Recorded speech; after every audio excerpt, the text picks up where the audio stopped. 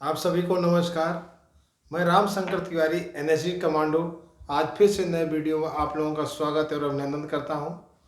कि जैसा कि कुछ क्वेश्चन आंसर सेशन रखने का इस वीडियो में बना कि काफ़ी प्रशंसक से ये आया कि कुछ क्वेश्चन कि हम अदर स्टेट में हैं तो क्या हम एनएसजी कमांडो में जा सकते हैं, अदर स्टेट की पुलिस। तो मैं बताना चाहता हूं कि जब 1994 में मैंने एनएसजी कमांडो कोर्स किया, उस समय हर स्टेटों से, ज़्यादातर स्टेटों से पुलिस कमांडो कोर्स करने एनएसजी में आया करते थे। हमारे साथ पांडिचेरी पुलिस से भी थे, राजस्थान से थे, एमपी से थे, गुजरात से थे। इस तरह से करीबन 10, 15, 20 राज्यों से लोग आते थे और कमांडो कोर्स किए एनएसजी से, और करने के बाद अपने स्टेट में चले गए। लेकिन प्रायः जब देखा गया, धीरे धीरे अंतराल बीता और धीरे धीरे चेंजेज आए, तो लगा कि एक कमांडो बनाने में आज की डेट में लगभग 5 लाख रुपये कम से कम इससे एबव लगता है एक सरकार को। तो हर स्टेट के सरकारों ने ज़्यादातर ये व्यवस्था कर लिया कि अपने ही स्टेट में एनएसडी के तर्ज पर ट्रेनिंग सेंटर बना करके उन कमांडो को वहीं पर ट्रेंड करके अपने स्टेट में कमांडो की ड्यूटी लेने लगे।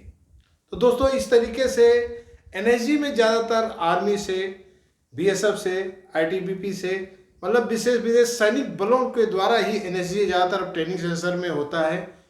पुलिस की आंतरिक ही सुरक्षा में अपने देश में, अपने प्रदेश में ही कमांडो के ज़्यादातर सेशन बन गए हैं।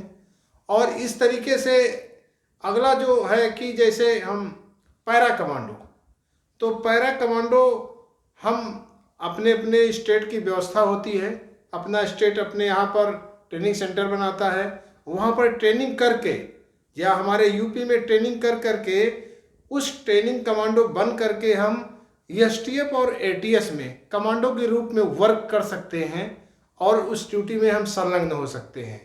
बहुत से हमारे भाई और ड्राइवरों ने भी ये बात रखी कि क्या मैं भी कमांडो कर सकता हूँ। तो कमांडो की जो वैकल्पिक एज है 30 ईयर्स से अंदर होना चाहिए।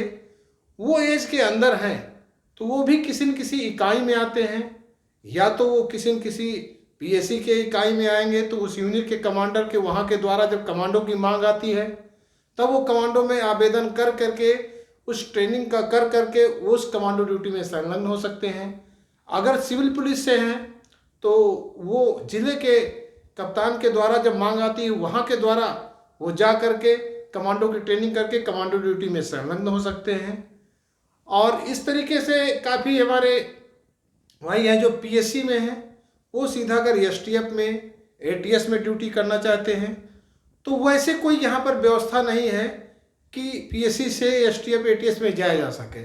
सामान्य ड्यूटी के लिए तो जाया जाता है, प्रायः मैंने देखा है, या टेलीफोन ड्यूटियाँ हैं या ऑफिस की कुछ ड्यूटियाँ हैं, ऐसी ड्यूटियों में तो कुछ लोगों को लगाया जाता है।